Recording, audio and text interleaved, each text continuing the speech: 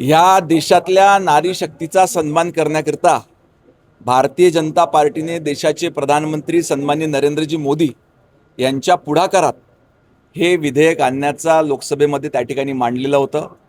परंतु त्या दिवशीचा दिवस हा आपल्या देशाच्या इतिहासाकरता अत्यंत कलंकदायी दिवस होता.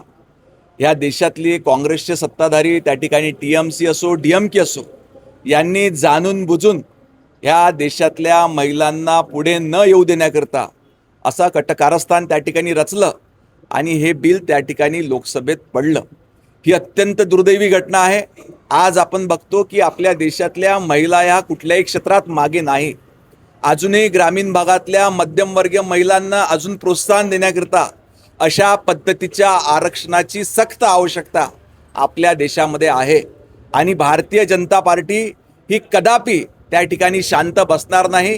जोपर्यंत या देशातल्या महिलांना 33% आरक्षण मिळणार नाही तोपर्यंत भारतीय जनता पार्टीचा कार्यकर्ता पदाधिकारी हा शांत बसणार नाही.